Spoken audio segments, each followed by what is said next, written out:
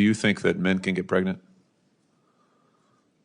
I hesitated there because I wasn't sure where the conversation was going or what the goal was. I mean, I do take care of patients with different identities. I take care of many women. I take care of people with different identities. And so that's where I paused. I think, yeah, I wasn't sure where you were going with that. Well, the goal is just the truth. So can men get pregnant?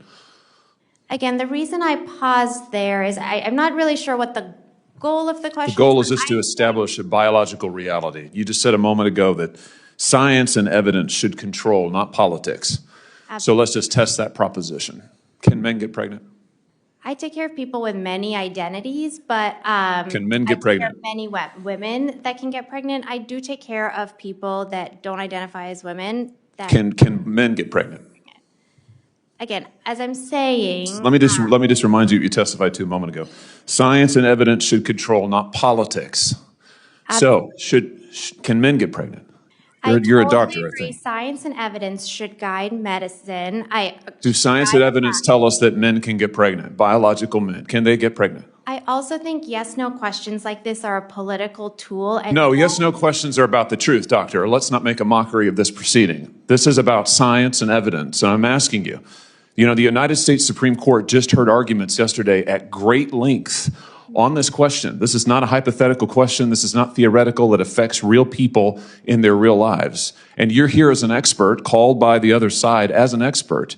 And you've been telling us that you follow, right, you're a doctor, and you follow the science and the evidence. So I just want to know, based on the science, can men get pregnant? That's a yes or no question. It really is, I think. I think you're trying to reduce the complexity of a lot. I'm not. I'm trying to get, it's not complex. I'm trying to get to an answer, and I'm trying to test, frankly, your veracity as a medical professional and as a scientist. Can men get pregnant?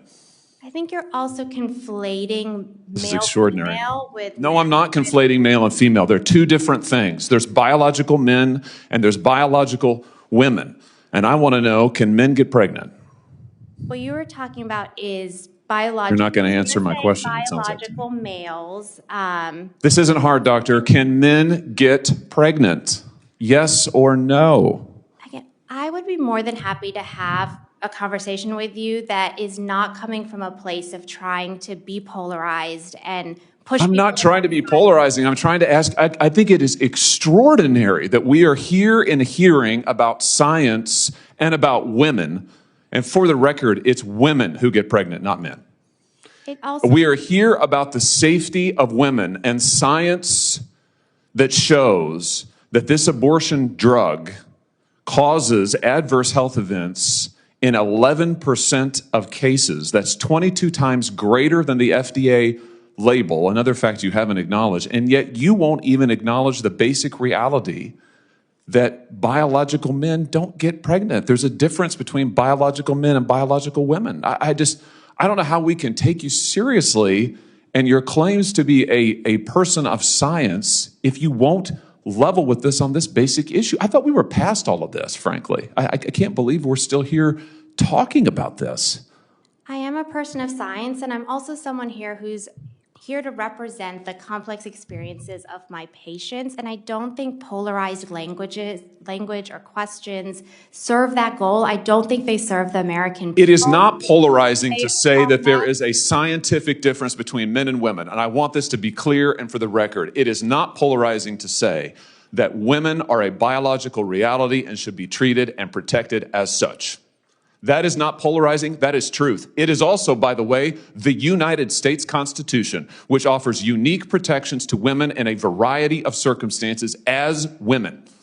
And your refusal to recognize women as women and men as men is deeply corrosive to science, to public trust, and yes, to constitutional protections for women as women.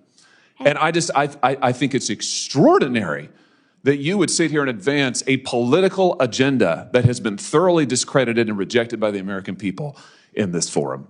And I'm glad we had this exchange because it is exceptionally clarifying. It is also in many ways quite depressing.